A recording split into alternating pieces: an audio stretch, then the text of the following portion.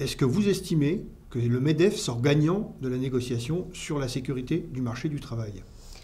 Oui, je crois que le MEDEF l'affirme lui-même. Oui, il sort gagnant de cette négociation, malheureusement, où nous avons au final un accord qui, disons-le, sécurise pour la partie patronale les procédures de licenciement, voire organise une certaine impunité pour les employeurs en matière de relations au travail. Pour autant, il y a des organisations syndicales qui vont signer cet accord.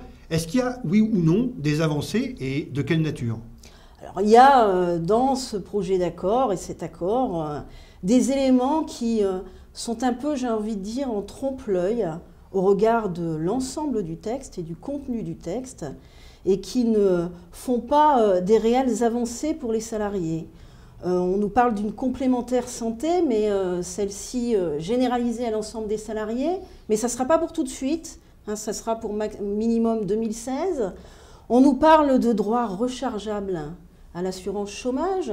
Le problème posé, c'est que dès le début de cette négociation, le MEDEF n'a eu de cesse d'exiger que l'assurance chômage, qu'il n'y ait pas d'augmentation des cotisations assurance chômage. Donc on est à droit constant. Ça veut dire qu'on prévoit éventuellement quelques avancées pour les uns, mais au prix des autres.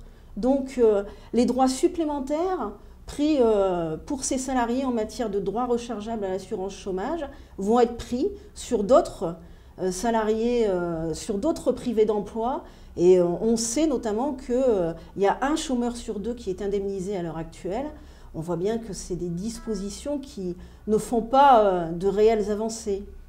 Maintenant, qu'est-ce qui va se passer? Il y a besoin de faire en sorte qu'on informe très largement sur ce projet d'accord. Il y aura un projet de loi dans les suites de cette négociation.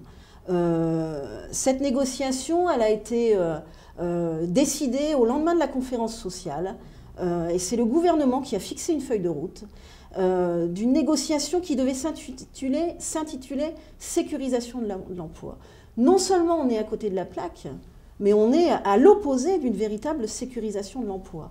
On fragilise les salariés à travers leur contrat de travail, on facilite les licenciements, que ce soit sur le plan collectif comme sur le plan individuel.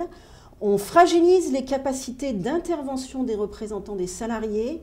Nous pensons que les parlementaires ont une responsabilité au regard d'un projet de loi qui concerne le vécu au plus près des salariés et de leurs relations au travail. Il y a 72% des salariés qui estiment que l'heure n'est pas plus de précarité à remettre en cause le CDI. Il y a 57% des Français qui ne veulent pas des accords de maintien dans l'emploi qui organisent les baisses de salaire, les baisses de durée du travail au prix d'un soi-disant maintien dans l'emploi. Il y a aussi les derniers résultats des élections dans les très petites entreprises, dont on sait que ces salariés-là sont les plus fragilisés, qui montrent que la CGT est la première organisation largement devant les autres.